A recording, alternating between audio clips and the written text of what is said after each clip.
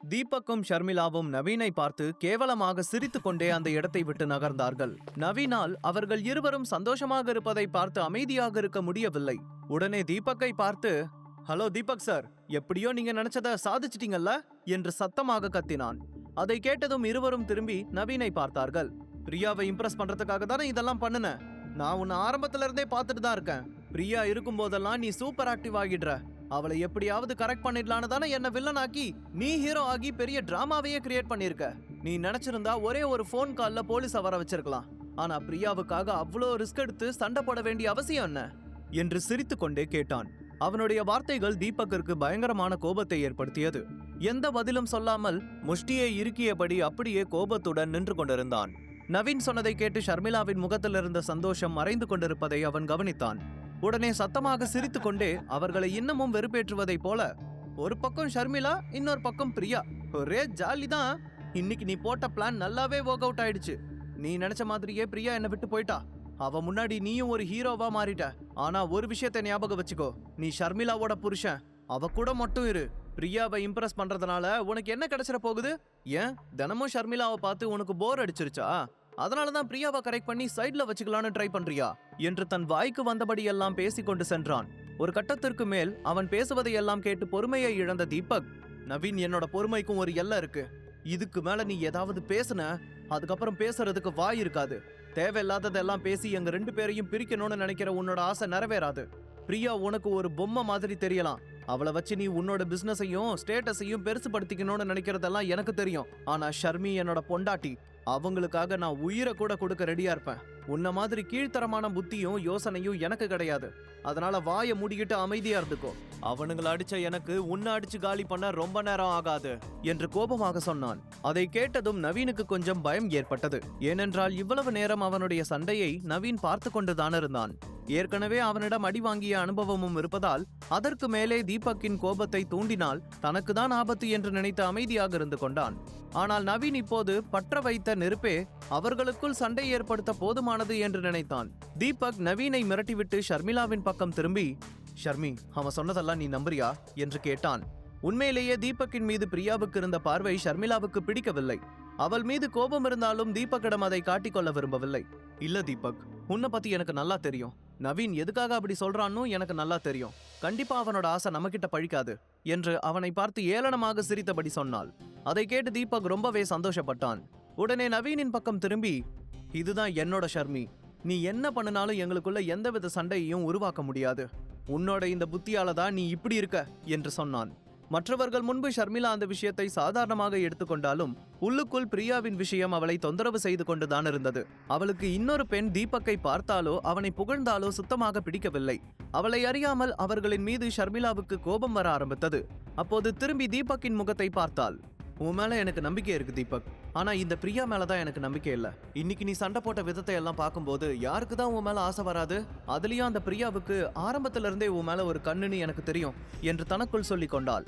அப்போது மீண்டும் அவள் தீபக்கை பார்த்து, என்ன நடந்தாலும் யாருக்கும் உன்னை நான் விட்டு கொடுக்க மாட்டேன் தீபக். நீ என்னோட புருஷன், எனக்கு மட்டும்தான் நீ சொந்தம். உன்னை தப்பான எண்ணத்துல இன்னொருத்தங்க பார்த்தாலே என்னால அதை தாங்கிக்க முடியல.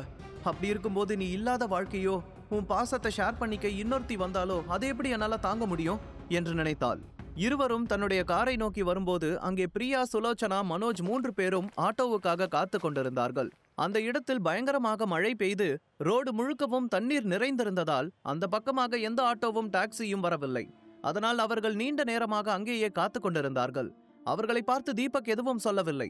ஆனால் மனதிற்குள் அவர்களுக்கு லிஃப்ட் கொடுக்கலாம் என்று தோன்றியது. உடனே அவன் ஷர்மிளாவை பார்த்து, ஷர்மி, என்ன பண்ணலாம்? அவங்களுக்கு லிஃப்ட் கொடுக்கலாமா? நவீன் இருக்கிற இடத்துல இவங்க 2 பேரையும் விட்டுட்டு போறது எனக்கு அவ்வளோ சேஃபா தெரியல. இங்கிருந்து ஓடி போன ராபர்ட்டும் திரும்பி வரதுக்கு சான்ஸ் இருக்கு.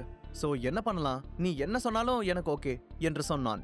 இட்ஸ் ஓகே தீபக், நாம அவங்களுக்கு லிஃப்ட் கொடுக்கலாம். திரும்ப அவங்களுக்கு ஏதாவது ஆச்சுன்னா அப்புறம் நீ இவ்ளோ கஷ்டப்பட்டு அவங்கள காப்பாத்தினதே வேஸ்டா போயிடும் என்று சொன்ன ஷர்மிளா நேராக பிரியாவிடம் சென்று, பிரியா வாங்க, நாங்க உங்களை டிராப் பண்றோம்.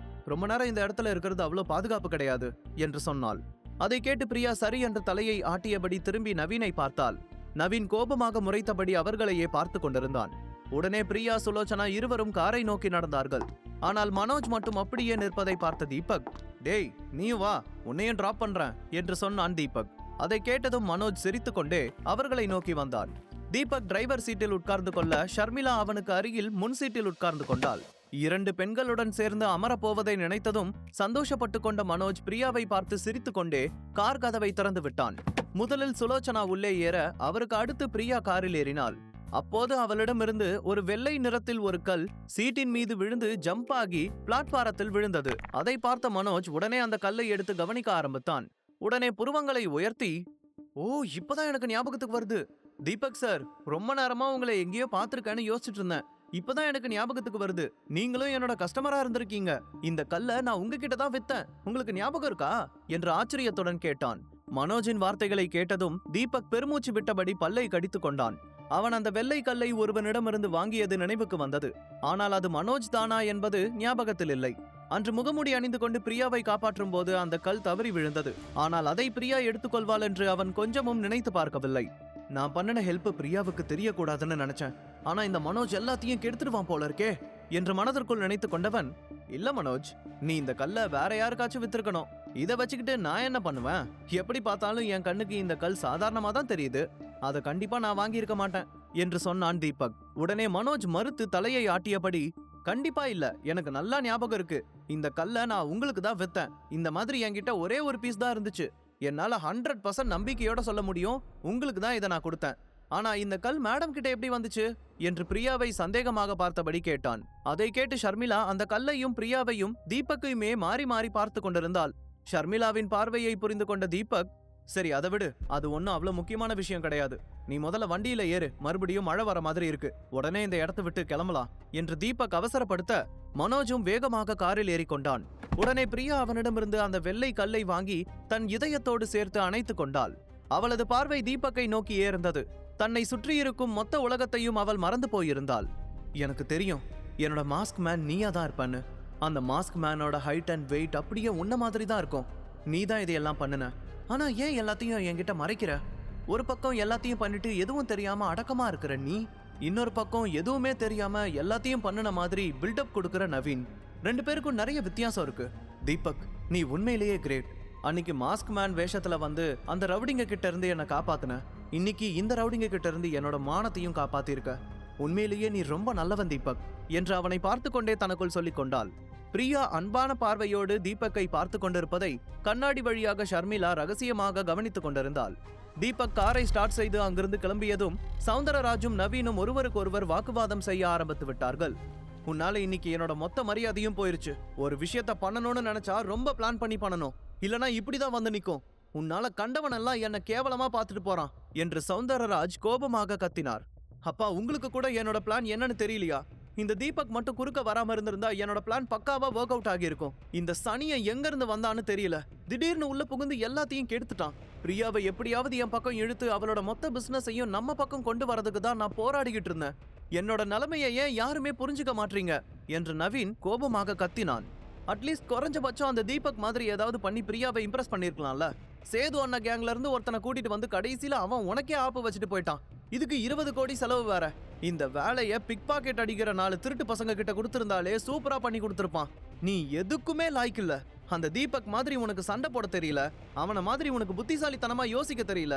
எல்லாத்துக்கும் மேல நீ தப்பு பண்றன்னு உன் கண்ணே காட்டி கொடுத்துடுது என்று சௌந்தரராஜ் கோபமாக சொல்ல நவீன் டென்ஷன் ஆகி, அப்பா தயவு செஞ்சு அவன் கூட என்ன கம்பேர் பண்ணாதீங்க, எனக்கு எரிச்சலா இருக்கு என்று கத்தினான். அதை கேட்டதும் சௌந்தரராஜ் உடனே அமைதியானார். நவீனை திட்டி எந்த பிரயோஜனமும் இல்லை என்று அவருக்கு புரிந்தது. ஆனால் நவீனை சுற்றி சுற்றியே தீபக் பிரச்சனை செய்வதை பார்க்கும்போது அவருக்கு அவன் மீது சந்தேகம் ஏற்பட்டது. அவன் எதற்காக இதையெல்லாம் செய்கிறான் என்று நினைத்து குழம்பினார். அவர் அமைதியாக இருப்பதை பார்த்த நவீன், அப்பா சாரி, நான் தீபக் மேல இருந்த கோபத்துல தான் அப்படி கத்திட்டேன், நீங்க கவலைப்படாதீங்க என்று சொன்னான். இல்ல, நான் அதை பத்தி யோசிக்கல. அந்த தீபக்கை நினைச்சுதான் நான் குழம்பி போயிருக்கேன். இத்தனை வருஷமா தன்னை எதுக்கும் லாய்க்கு இல்லாத ஒரு வீட்டோட மாப்பிள்ளையா சித்தரிச்சுட்டு இந்த கொஞ்ச நாளா திடீர்னு வேற ஒரு ஆளா தன்னை காட்டிக்கிறான். எது அவனோட உண்மையான முகம்? இதுக்கு பின்னாடி என்ன இருக்கு? எனக்கு ஒண்ணுமே புரியல. அதை தாண்டி இப்போ உன்னோட பாட்டிக்கு என்ன பதில் சொல்றதுன்னு நினைச்சா அதை விட பயமா இருக்கு என்று சொன்னார் சௌந்தரராஜ். அப்பா, பாட்டிய பத்தி எல்லாம் கவலைப்படாதீங்க, அவங்க என்னோட நிலைமையை புரிஞ்சுக்குவாங்க. நாம இங்க நடந்த உண்மையை அப்படியே சொல்லிடலாம் என்று சொன்னான் நவீன். மறுபுறம் பிரியாவின் செயலால் ஷர்மிளா பயங்கரமான கோபத்தில் உட்கார்ந்திருந்தாள். தீபக்கின் கவனம் முழுவதும் கொட்டும் மழையில் பத்திரமாக காரை ஓட்டுவதில் மட்டும் தான் இருந்தது. ஆனால் பிரியா விடாமல் தீபக்கையே பார்த்து கொண்டிருந்தாள். அதை பார்க்கும்போது ஷர்மிளாவுக்கு பயங்கர பொறாமையாக இருந்தது. சுலோச்சனாவும் நீண்ட நேரமாக பிரியாவை கவனித்து வந்தார். அப்போது அவர் தீபக்கை பார்த்து, தீபக், உண்மையிலேயே இன்னைக்கு நீ வேற மாதிரி சம்பவம் பண்ணிட்ட. பொதுவா வீட்டோட மாப்பிள்ளையா இருந்தா சரியான சோம்பேறி, பிரச்சனைய பார்த்து பயப்படுறவனு தான் பேர் இருந்துச்சு. ஆனா நீ அந்த வரையறையே மொத்தமா மாத்திட்ட. உன்ன மாதிரி ஒரு வீட்டோட மாப்பிள்ளை கிடைச்சா நான் கண்ணை மூடிக்கிட்டு பிரியாவுக்கு கல்யாணம் பண்ணி கொடுத்துருவேன் என்று சொல்லிக்கொண்டு சத்தமாக சிரித்தார். சுலோச்சனா பேசியதை பார்த்து ஷர்மிளா அவரையே முறைத்து பார்த்து கொண்டிருந்தாள். ஆனால் சுலோச்சனா அதை கவனிக்கவில்லை. இப்ப எதுக்காக இந்த ஆண்டி தேவையில்லாம தீபக்கை இம்ப்ரெஸ் பண்ண ட்ரை பண்ணுது? அவங்க சொன்ன மாதிரியே தீபக்க பிரியாவுக்காக வளைச்சு போடலான்னு ட்ரை பண்றாங்களா? ஒருவேளை அது நடந்தா என்னோட நிலைமை என்ன என்று ஷர்மிளா தனக்குள் சொல்லிக் கொண்டாள். ஷர்மிளாவின் மனதில் பல கேள்விகள் ஓடிக்கொண்டிருந்தது. தீபக்கை பற்றி அவளுக்கு ஒரு பாதுகாப்பற்ற உணர்வு ஏற்பட ஆரம்பித்தது. சுலோச்சனா சொன்னதை கேட்ட தீபக், அப்படியெல்லாம் எதுவும் இல்ல ஆண்டி. என்னோட இடத்துல எந்த ஒரு தைரியமான பையன் இருந்தாலும் இதை தான் பண்ணியிருப்பான்.